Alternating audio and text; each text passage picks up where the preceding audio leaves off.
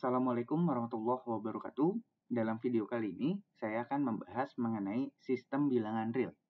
Nah, tapi kita akan lihat dulu bilangan apa saja sih yang masuk ke dalam bilangan real. Oke, dalam bilangan kita itu mengenal bilangan dari 1, 2, 3, 4, dan seterusnya. Nah, bilangan-bilangan ini kita juga sebut sebagai bilangan asli, atau kita lambangkan sebagai n, atau bilangan natural. Nah, untuk bilangan asli sendiri, jika kita tambahkan bilangan 0, ini kita sebut dia sebagai bilangan cacah.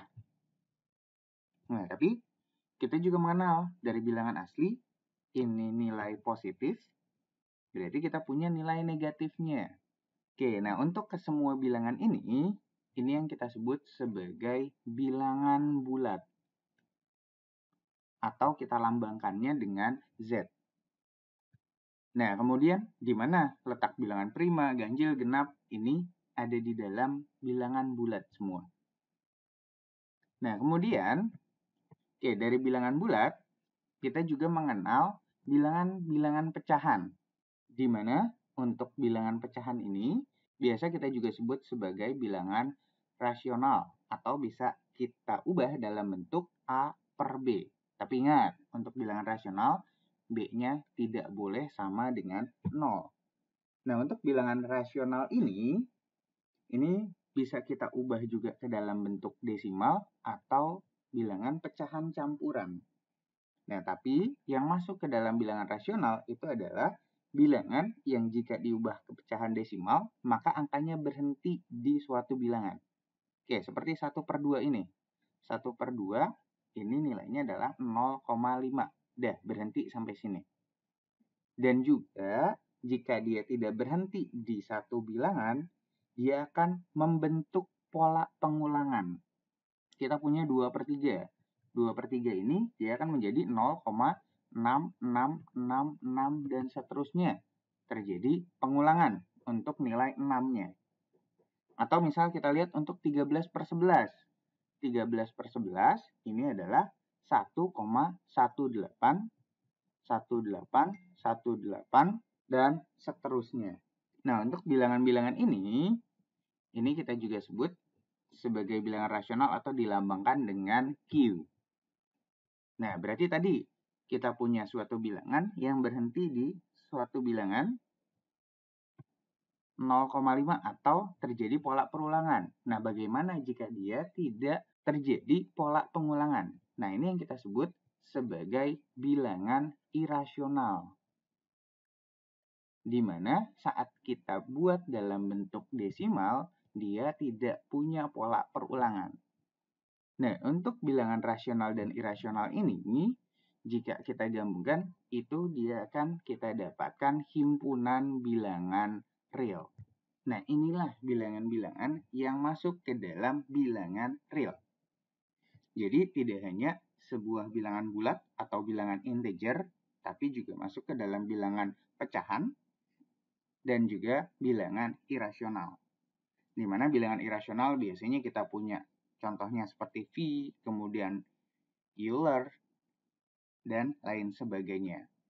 Nah, berarti dari sistem bilangan real ini, kita juga bisa sajikan dia dalam bentuk garis bilangan.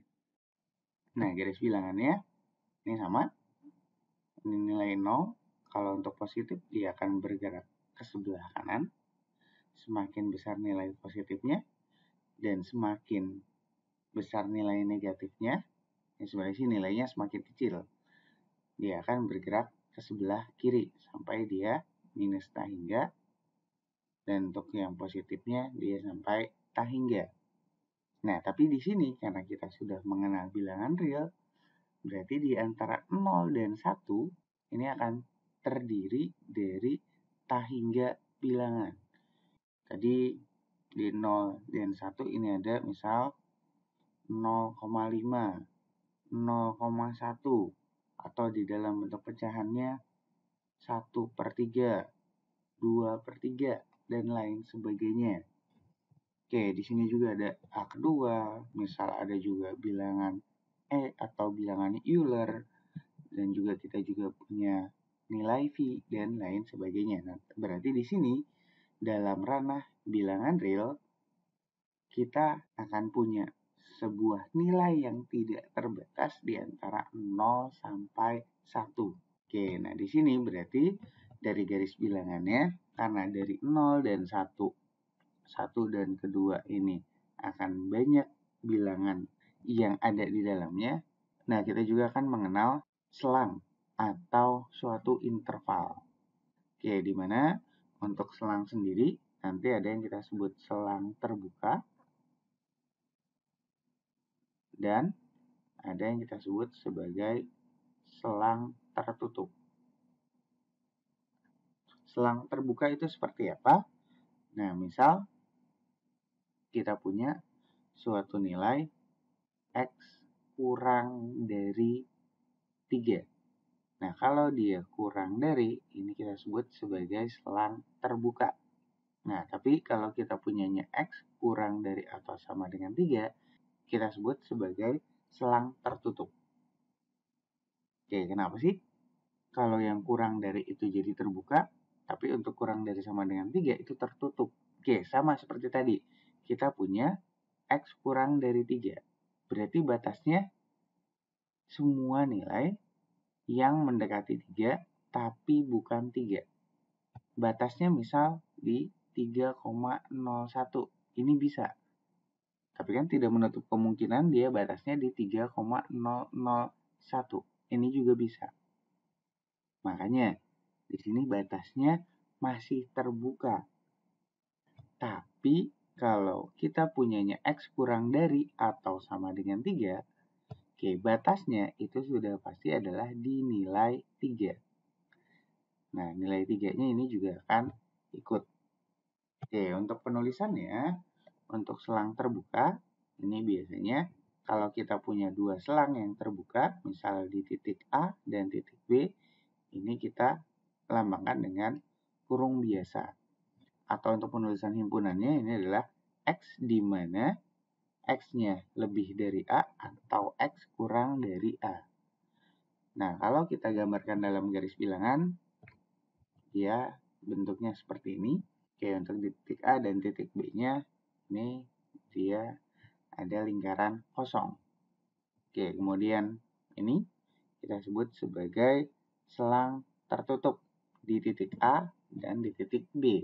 Penulisan himpunannya berarti X di mana X-nya lebih dari atau sama dengan 2 dan X-nya kurang dari atau sama dengan B. Nah, di sini berarti dia bulatannya tertutup. Oke, dia juga bisa tertutup dan terbuka. Atau misal seperti ini, dia tertutup di titik A atau tertutup di titik B. Penulisan himpunannya juga sama. Berarti untuk yang ditertutup dan di titik B-nya ini juga sama. Kurang dari atau sama dengan. Oke, di sini untuk dalam garis bilangannya juga sama penulisan. Nah, tapi untuk yang nilai tahingga atau minus tahingga, oke, di sini kita lihat dia sudah pasti nilainya adalah selang terbuka. Tidak ada selang tertutupnya. Karena kan nilai tahingga dan minus tahingga itu nilainya kita belum tahu tepatnya berapa. Oke, berarti di sini untuk penggambaran dalam garis bilangannya ini bisa seperti ini. Nah, kalau kita punya suatu selangnya dari minus tahingga sampai tahingga, berarti penulisan himpunannya itu adalah himpunan bilangan real. Berarti dalam garis bilangan pun ini semua nilai dalam himpunan bilangan real. Jadi bilangan real bisa kita sajikan dalam bentuk garis bilangan, bisa juga dalam bentuk himpunan seperti ini, atau dalam bentuk selang atau dalam interval. Oke, kemudian dari bilangan real sendiri dia punya beberapa sifat. Oke, misal di sini kita punya 3 bilangan. 3 bilangan ini itu adalah bilangan-bilangan yang masuk ke dalam bilangan real. Nah, maka dia akan berlaku yang pertama, sifat komutatif. kalau kita punya X ditambahkan dengan Y, dia akan sama dengan Y ditambahkan dengan X. Berarti 2 tambah 3 akan sama dengan 3 tambah 2. Begitu juga dengan operasi perkalian. X dikalikan dengan Y akan sama dengan Y dikalikan dengan X. Berarti 2 kali 3 sama dengan 3 kali 2. Oke, sifat yang kedua itu adalah sifat asosiatif. Berarti kalau kita punya penjumlahan dari 3 bilangan, kita bisa menyelesaikan, misal di sini ada X tambah Y tambah Z, kita bisa tambahkan dulu Y dengan Z-nya. Atau kita tambahkan dulu X dengan Y-nya, baru kemudian dengan sisanya. Oke, atau di sini dicontohkan, misal kita punya 2 tambah 3 tambah 4, ini sama saja. Kita tambahkan 2 tambah 3 dulu, kemudian baru ditambah 4. Atau 3 tambah 4 dulu, baru kita tambah dengan 2. Nah, ini juga berlaku untuk operasi perkalian. X dikali Y dikali Z, ini bisa kita selesaikan dulu Y dengan Z-nya atau X dengan Y-nya. Oke, tapi ingat, kalau dia berdasarkan sifat komutatif, si X, Y, Z-nya ini juga bisa berubah bentuk. Berarti bisa jadi X, Z, Y. Atau bisa juga dengan Z, X, Y.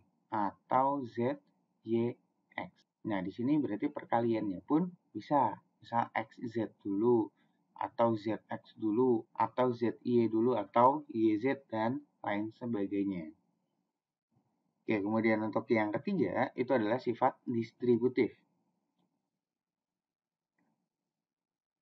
Oke, untuk sifat distributif, berarti kita punya ada penjumlahan, kemudian kita kalikan. Nah, berarti di sini kita akan kalikan dengan keduanya.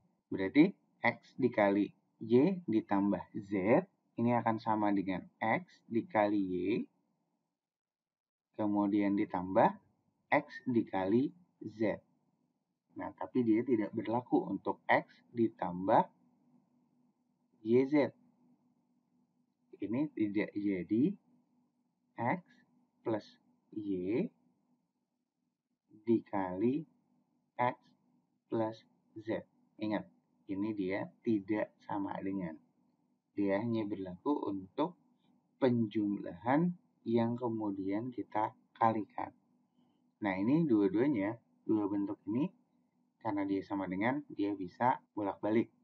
Berarti XY ditambah XZ, nah nilai yang samanya bisa kita keluarkan. Dia akan menjadi X yang di luar, berarti tinggal sisanya Y plus Z. Oke, untuk sifat yang keempat, semua bilangan real akan punya elemen identitas.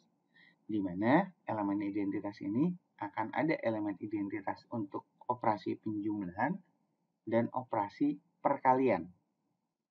Nah, untuk identitas operasi penjumlahan itu nilainya adalah 0. Dan perkalian itu nilainya adalah 1. Apa sih yang kita sebut sebagai identitas? Oke, ini adalah suatu bilangan yang kalau kita tambahkan hasilnya adalah bilangan itu sendiri. Misal di sini kita akan punya sebuah bilangan X, bilangan yang bebas apa aja. Nah, kalau kita tambahkan dengan 0, ini kan bilangannya akan jadi bilangan itu sendiri. Nah, itu juga sama dengan operasi perkalian. Semua bilangan, ini misal X, kalau kita kalikan dengan 1, pasti hasilnya adalah X itu sendiri. Oke, misal kita punya 100 tambah 0, ini pasti akan 100. 100 dikali 1, ini juga akan tetap 100. Bilangan yang lain pun juga sama. Untuk sifat yang kelima, setiap bilangan real itu punya nilai balikan atau kita juga sebut sebagai inverse. Oke, di mana setiap bilangan X mempunyai balikan untuk operasi penambahan itu adalah nilai negatifnya, di mana dia akan memenuhi. Oke, jika X kita tambahkan dengan balikannya atau negatifnya minus X, ini kita akan dapatkan elemen identitas dari penjumlahan. Itu nilainya adalah 0. Dan juga setiap bilangan X, ingat, kecuali 0, dia akan punya balikan perkalian. Ini kebalikannya itu adalah dalam bentuk pembagian 1 per X, di mana dia akan memenuhi kalau kita punya X dikalikan dengan inverse-nya, dia akan sama dengan 1. Oke, kenapa dia nggak bisa 0? Ingat, 1 per 0 ini jadi tidak terdefinisi. Oke, ini adalah sifat-sifat bilangan real. Nah, dari sifat-sifat bilangan real ini juga kita punya sifat urutan. Nah, untuk sifat urutan bilangan real ini juga sama. Misal kita punya 3 bilangan X, Y, Z, ini sembarang nilainya, dia akan berlaku. Yang pertama itu adalah sifat trikotomi. Oke, misal kita punya 2 bilangan nih, X dan Y. Nah, berarti kan dia akan berlaku kalau enggak si X-nya kurang dari Y, dia akan X lebih dari Y, atau juga dia akan X sama dengan Y. Misal kita punya 3 dengan 5, berarti dia akan kurang dari. Kalau 4 dengan 1, berarti akan lebih dari. 5 dengan 5, ini akan sama dengan. Nah, untuk yang kedua, itu dia akan berlaku sifat ketransitifan. Saya punya X kurang dari Y. Nah, kemudian si Y-nya kurang dari Z. Nah, berarti si X-nya sendiri dia akan kurang dari Z. Misal, 2 kurang dari 3. Dan 3 kurang dari 5. Nah, berarti kan secara sifat ketransitifan, si 2 akan kurang dari 5. Oke, kemudian untuk sifat yang ketiga, itu adalah jika saya punya misal X kurang dari Y, kalau saya tambahkan sebuah bilangan ke salah satu ruas, ini juga harus berlaku untuk di ruas yang lainnya. Berarti misal X kurang dari Y, berarti kalau di X ini kita tambahkan dengan Z, berarti di ruas yang lainnya pun harus kita tambahkan dengan Z. Oke, misal seperti apa? Saya punya misal X tambah 3 sama dengan 5. Oke, saya pengen hanya punya X saja. Berarti si 3-nya ini nggak kita inginkan. Kita pengen hilangkan. Oke, berarti di ruas kirinya kita akan punya, kita tambah dengan 3. Untuk menghilangkan 3-nya kita akan tambahkan dengan minus 3. Nah, berarti di ruas kanannya dia juga harus kita tambahkan dengan minus 3. Oke, berarti di sini 3 tambah minus 3, ini tadi sesuai dengan sifat bilangan real, ini jadi 0. Sebuah bilangan, kalau kita tambahkan dengan elemen identitas, dia akan X itu sendiri. Berarti dia akan sama dengan 5 ditambah minus 3, ini nilainya akan 2. Untuk sifat urutan ini, dia juga berlaku untuk perkalian. Nah, tapi kalau untuk perkalian, nah kalau kita kalikan salah satu ruas dengan sebuah nilai yang lain, tapi nilainya dia positif, berarti tinggal kita kalikan saja XZ kurang dari YZ. Atau misal XZ juga lebih dari YZ. Ini juga berlaku sama tadi di penambahan pun. Kalau kita punya X lebih dari Y, berarti ini akan sama dengan X plus Z lebih dari Y plus Z. Ini juga sama untuk di sama dengan. Nah, tapi kalau untuk perkalian, nah kalau kita kalikannya dengan bilangan negatif, misal di sini pengalinya adalah kurang dari 0, berarti ruasnya pun dia akan berubah. Oke, ini aja yang harus kita tekankan. Kalau dikalikannya dengan positif, di sini tandanya dia tidak berubah. Nah, tapi kalau kita kalikannya dengan negatif, ini tandanya akan berubah. Itu saja bahasan kita kali ini mengenai si bilangan real. Oke, terima kasih. Semoga bermanfaat. Wassalamualaikum warahmatullahi wabarakatuh.